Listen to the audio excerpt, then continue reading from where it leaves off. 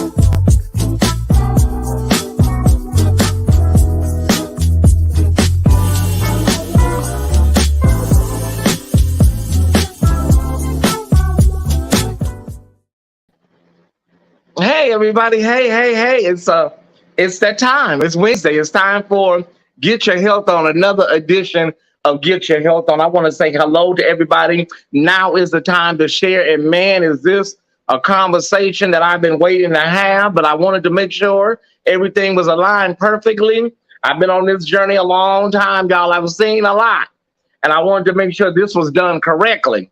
And we have a very special guest I'm going to bring on in just a minute. But right now, we need everybody that can to share. It's a very important conversation. HIV stigma and shame. We're 41 years in, y'all. 41 years in. So there's a lot that we need to work on with helping men, women, children, everybody affected or infected with this situation. So please share. Y'all share everything else.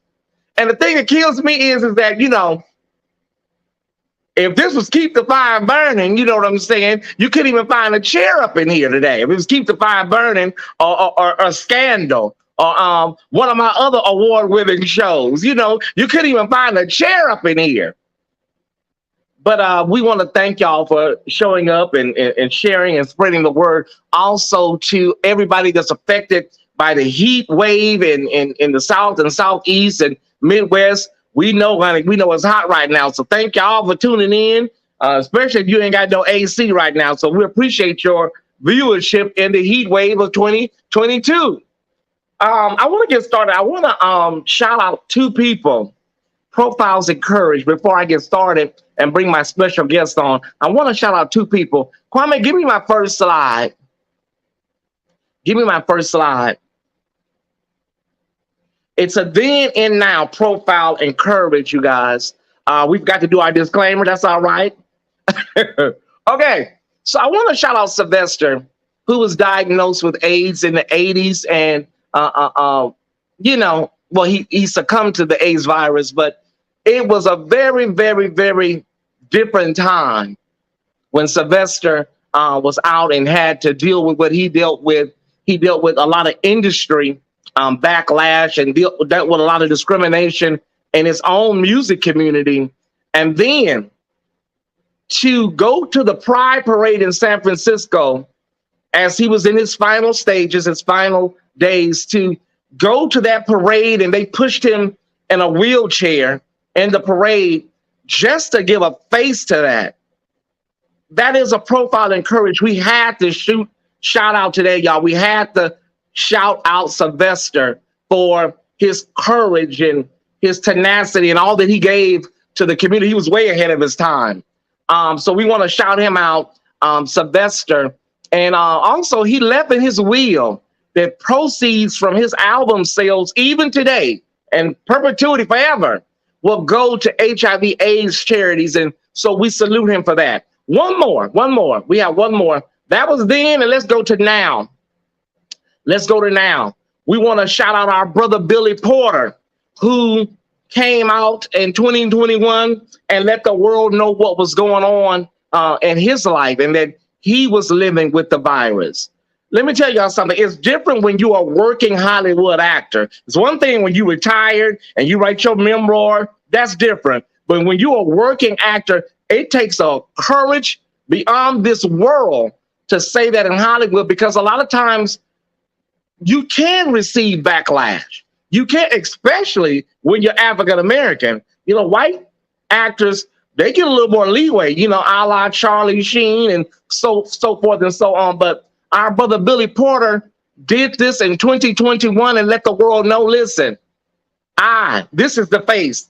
Billy Porter, award-winning actor. So I just want to let y'all know this is what's going on with me. You can check out his book, Unprotected, his memoir. It's available wherever books are sold. So yeah, thank y'all for tuning in today. Thank y'all. Yeah, we need a biopic about Sylvester. We do. Yeah, we really, really, really do. So thank you. Okay, Kwame, without further ado, I'm at the 6-minute mark. I'm right on time. I would love to just talk about him for hours and hours and hours, but we're short on time today. So I'll just say my friend, my brother, he is walking the walk, talking the talk, and he's out here in the streets. He's out here doing the work. So many people talk about the work, but he's doing the work. I want to bring on my friend, my brother, Dr. Dante Morrison right now. Y'all give him a hand. Hey, Dante. Hey, Tyesse, how are you? It's a blessing. And before we start this conversation, or maybe I'll do it at the end, we want to make sure everybody goes over to your channel. We're going to be doing a push all this week. All this week, we're going to be doing a push. You're at about 650 subscribers, and we're going to make sure that you reach 1,000. I promise you that. Thank you. We're going to do that because somebody did it for me. King Jives, Conscious TV, the Thai Squad. They did it for me, and we're going to do it for you. I promise you that. I appreciate it. We're going to get that done. But Dante, let everybody know what you do, your name, your title, all that good stuff. You are a doctor now. So I am a doctor now, like a for real one. Let everybody know where you work and what you do. All right, so just the professional intro for me. I am Dr. Dante Morrison. I am the Associate Director of HIV Prevention Services at APLA Health in Los Angeles. And for those that are not familiar with APLA Health or AIDS Project Los Angeles, we are an HIV service organization that provides care services for persons living with HIV, as well as all kind of other treatments and whatnot for the many other STDs that are running rampant within our community. I am located at our La Brea, our Baldwin Hills office. For those that know the hood, I'm in the jungles. So I work on the corner of La Brea and Obama. So that's what I do. That's my spot. I'm in the old Baldwin movie theater. Yes. And I oversee all the sexual health programs specifically designed to educate about HIV, STDs, as well as substance use. So I am doing a lot of work to really educate the Black community about the effects of crystal meth and what it is doing to the Black community in the hood. Now, we all know about Ed Buck and what happened over in WeHo, but it is happening right here in Baldwin Hills, in the jungles, in Inglewood, in Compton, Linwood, all that kind of stuff. So that is what I do on a professional level. Well, thank you, thank you, thank you. And you've been on the battlefield a long time, like so many of our other brothers and sisters. And you ain't tired yet, look like Dante. You're not tired yet. I'm weary, but I'm still running. Oh, yeah. Apostle Paul said, I ran the race and I finished the course.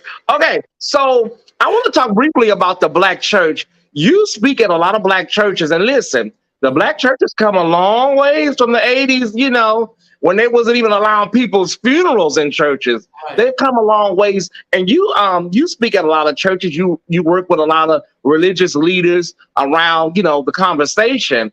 Where are we at right now? And is it one thing you say that we could probably do better in the Black church as far as the conversation? Because there was a lot of damage that was done, and some of it is still being repaired, Dante. Still. Sadly, the Black church did a piss poor job of educating about AIDS from a healthy perspective. They demonized and stigmatized same gender loving individuals and made our community seem to be the sole source of why HIV and AIDS was being spread within the Black community. And when you're raised in this environment when you're raised in this environment of intergenerational teaching about human sexuality that is rooted in heterosexist ideas, people who live outside the box or within the margins, they're not provided healthy spaces to approach God, to worship God, to even learn about themselves. But what we did see was a system of facade. So I know, Tyesse, you probably know a lot of gay people that played the game just to fit and pass in the Black church. We know all the catchphrases. We know how to suit it and boot it. But then the minute, 12:01 hit at watch night service, we racing down to the catch. We'll shout our way into the new year, but once we get to the new year, we going down to the catch to get us some chicken wings from the first floor. And just having to live that kind of lifestyle, it's hard. It's hard because you can't be honest about who you love and how you love. So you end up engaging in all kind of risky behaviors, a la 42nd and Crenshaw at 2 a.m, to do things. And when we don't provide healthy spaces for people to express their sexuality, their sexual identity, what they do, we are adding to the fire. And that's what the Black church did by not making conversations about sex healthy. It was all damning. And basically they taught, unless you're doing missionary style with opposite sex, you're going to hell. Exactly. And that fueled behaviors. So we try to condemn and damn, DL men, but a lot of DL men, they are DL because of the church and because of the system that was put in place about who you are and where you stand in the face of God. And we all know that God didn't create no mess. So we're all created in his image. How are we now being condemned by the same God that created us? That's a whole different show. And I said to you earlier, Dante, we got to do a part 2 to this because we can't do this in 25 minutes. Right. We're not going to be able to do it, but we will do a part 2 in a week or two to follow up. But my next point I want to talk about is our subculture. And you touched on it right now. And a part of our subculture is cruising. Mm-hmm. And a lot of times, a lot of stuff is done in the dark, in the park, in the, I ain't trying to give too much away from our, in the bushes. In the bushes. A lot of stuff is done in the dark. And I often think about that sometimes, our subculture of cruising. I often wonder, is it intertwined with the shame of being who you are, being gay? We do stuff, so other people can see it. So we tip out and go around the corner and, is that rooted in shame? And since we're speaking about shame, but when you have those type of behaviors, as I'm sure you've already alluded to many times in your journey, when you have that type of subculture going on, there's a risk, and there's things that you do that you would normally do that put you at a high risk for being infected or catching an STD. Interesting you would say that, because when I first started in this work 20 years ago, I was on a project where I had to go out and find and interview down low men who did not openly identify as gay. And in these conversations, a lot of them did not use condoms when they engaged in same-sex behaviors. Many of them, they dipped out into the wee hours of the morning. They did, Centinela Park, Lamert Park, Griffith Park, all the parks. They did all that stuff, and they didn't use condoms. And I would ask them, why are you not using protection knowing you have a wife or a girlfriend back at the house? And they said, many of them said, because if I use a condom, that means I am consciously doing this behavior. If I use a condom, that means that I have taken time to realize that I'm now about to tip out and have sex with the same gender.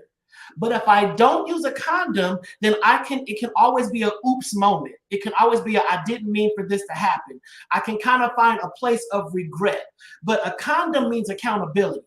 And most people who engage in one night stands and jump offs, they don't want to be held accountable for getting a train ran on them in the Macy's bathroom at the Fox Hills Mall. They don't want to own up to that. So we're not using condoms. We're not doing this. You gonna spit and stick, and it's unfortunate because these same individuals did not have the foresight to realize you're not just putting yourself at risk, you're putting the women that you're going back home to at risk as well. That all comes from not creating safe and healthy spaces for Black same gender loving men to have conversations about what they like. You know, and I think that when it comes to HIV infection, we always talk about, well, go pass out condoms and give them condoms and all that. It's not the condom. We got to change behaviors. We got to Yes. change mindsets. We got to change outlooks. We got to change how people view themselves when it comes to who they are, who they were created to be.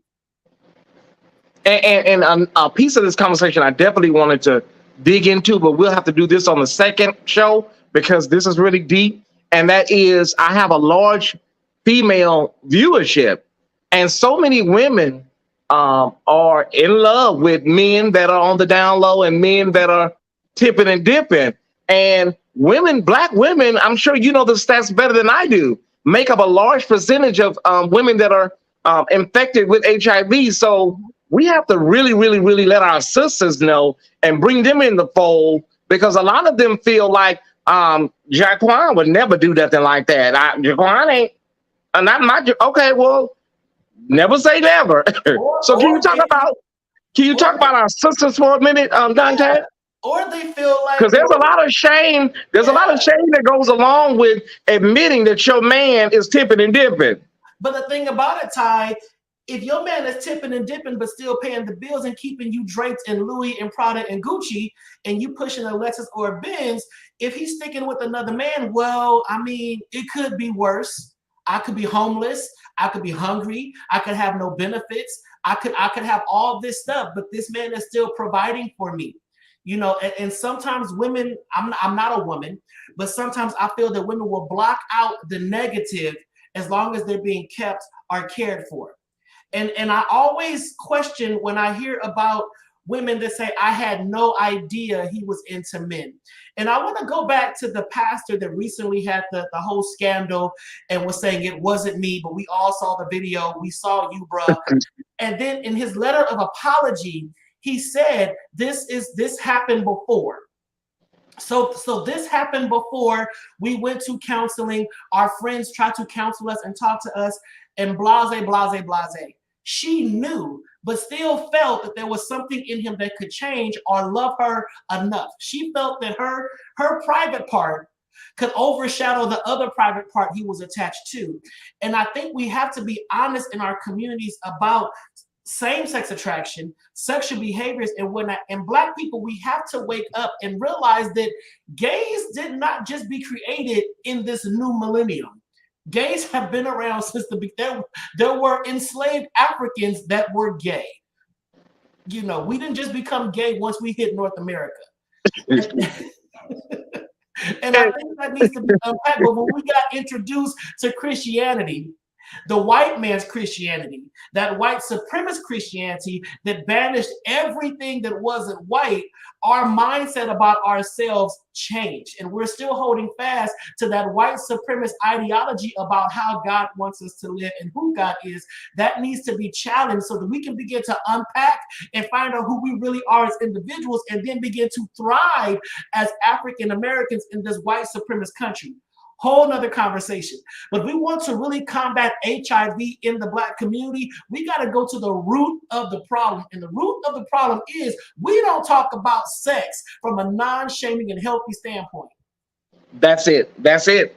I mean, everybody, and you still run around telling kids that's your wee-wee and that's your pee-pee, and using all of this terminology and stuff. It makes everything seem so, ooh, so infantile.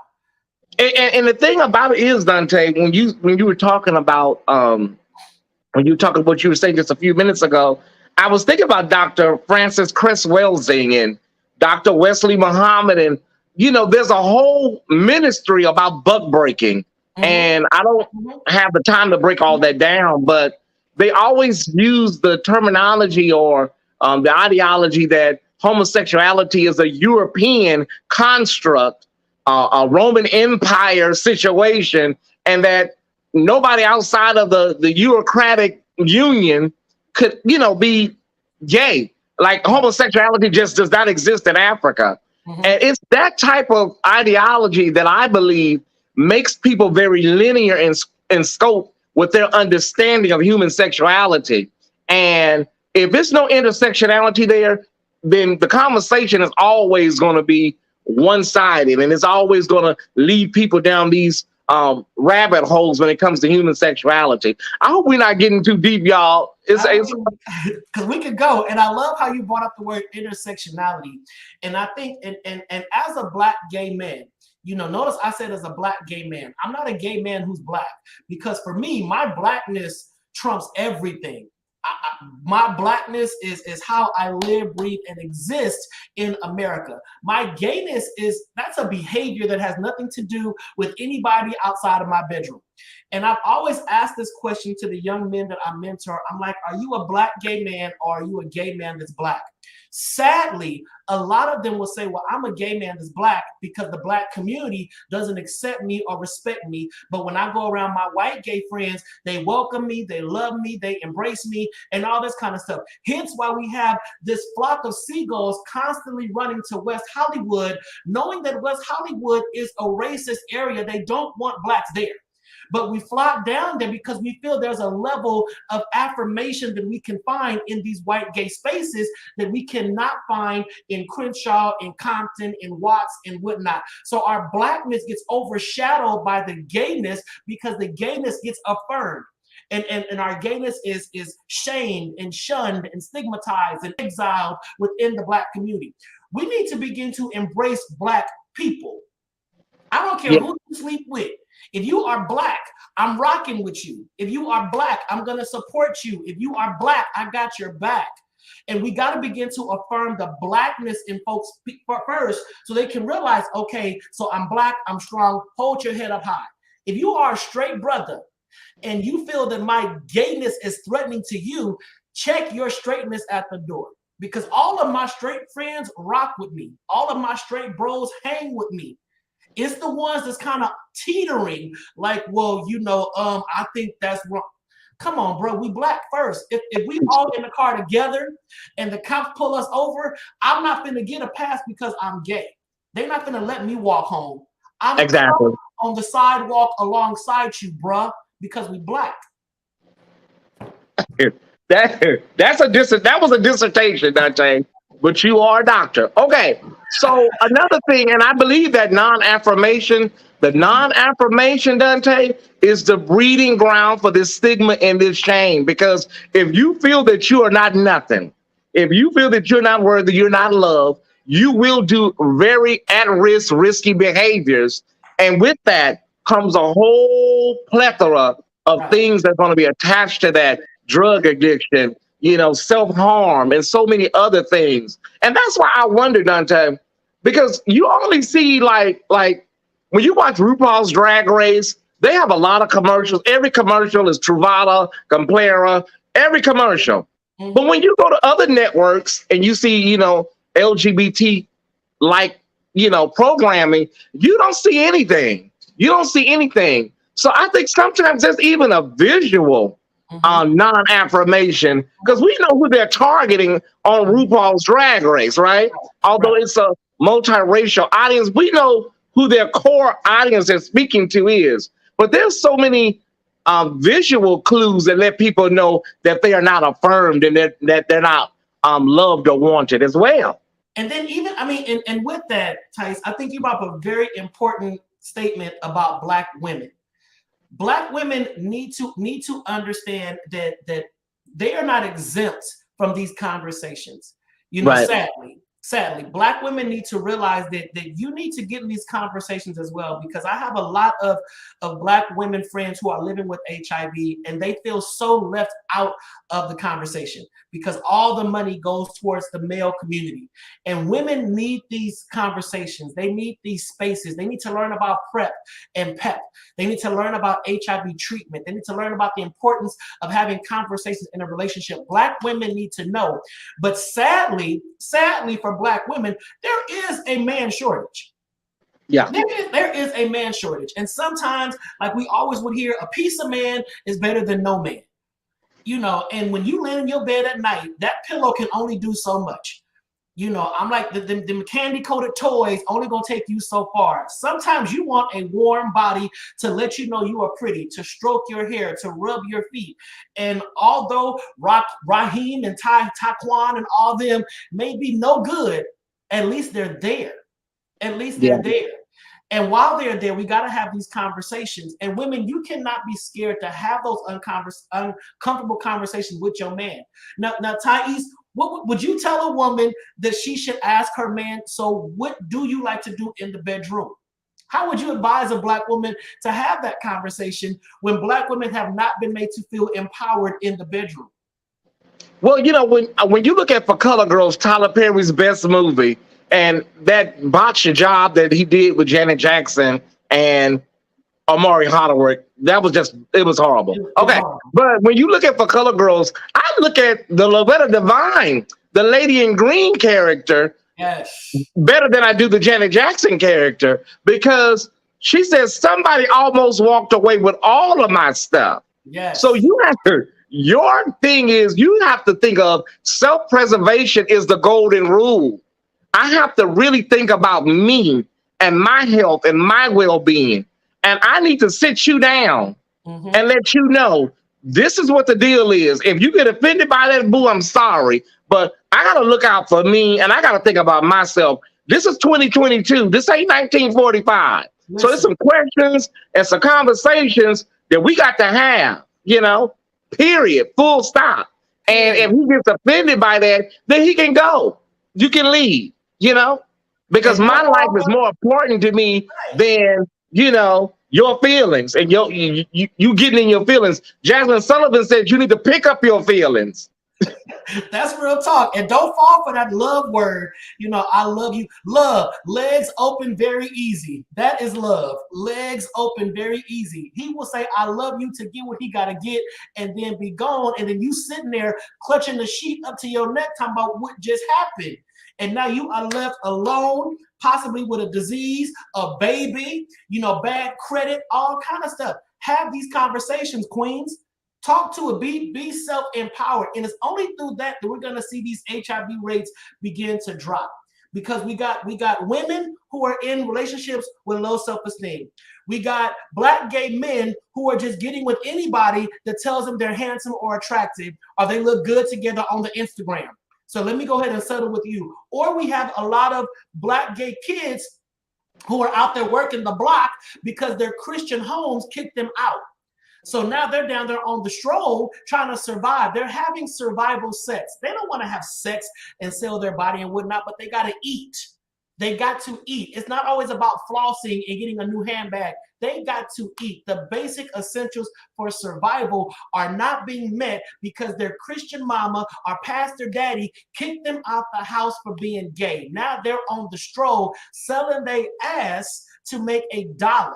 And we don't see a problem with that, Black people. We don't see a problem with our black sons, Black daughters out there on the stroll selling their bodies because they didn't fit into the Christian box that was outlined by a Bible that was recreated and recreated and recreated and taught through a white supremacist lens. So we'll kick out our babies, have them fend for themselves. Then when they catch HIV, we say, well, you should have been living for the Lord. What? Yeah. I've seen it. And they say, that's, you know, that's God's retribution on that lifestyle. And, oh, it's horrible.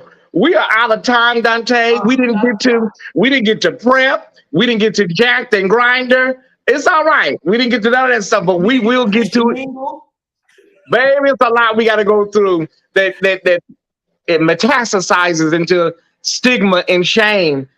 So we will get to that on our next go round. I thank you, brother, from the bottom of my heart for taking time out of your day to come and talk with the Ty Squad, our new followers and friends. Listen, y'all, please. I'm not going to stop talking about it for a week, so you might as well go around there and subscribe. I'm going to talk about it. Y'all going to say, okay, we're going. So go and subscribe to Dante Morrison's YouTube channel, and I will be careful to give y'all a lot of praise. Okay, so thank you, Dante. I love you, brother, and we'll talk in a little bit. All right. Give my love to Eddie. Will do. All right. Oh wow, we ran out of time, y'all. No worries, no worries. We may have to make Get Your Health on an hour. I'll talk to Kwame. I'll talk to Kwame. We may have to make this an hour on Wednesdays. Okay. Listen, right now we need your help. Sow a seed, donate if you enjoyed the show. We ain't got a lot to talk about the money right now. Just donate. Okay. We're gonna lead with a graphic. So I want to let you guys know, Kwame, we have one more graphic we want to put up. And we're not doing In the Spirit today because we want to devote this 30 minutes to this topic. So do you have that graphic? There we go. Listen, everybody, it's an important documentary that's available, I believe, right now on HBO Max. But on June 26th, it's a Sunday, June 26th, you can watch it on CNN, okay? Citizen Ash, our brother Arthur Ashe, great tennis player, activist, social justice warrior. He contracted AIDS through a blood transfusion after a heart surgery. So he wasn't instantaneously a HIV/AIDS activist or whatnot, but it was a evolution, and you will get to see all of that. And Citizen Ash, if you do not know Arthur Ashe, you need to get to know him. And this is a great documentary that I want you guys to check out right now on HBO Max. Just check your, where you watch your stuff at. It may be available, but it'll be definitely available June 26th on CNN, right here on CNN. Okay, right there on CNN. I want to thank everybody that showed up. I know when it's hot topics and stuff like this, a lot of people are like, oh my God, I don't know that. Okay, I know if it ain't keep the fire burning, everybody, but thank y'all for showing up today and listening to this important conversation. And there will be a part 2 in a few weeks. So we hope you come back and catch part 2. Thank you, everybody, for tuning in. I love you. And I'll see you this evening for Diva to Diva, an all-male special right here on YouTube. Diva to Diva this evening. So I love y'all. Have a great day. Remember, live in peace, not in pieces. Thank you, Kwame. Bye.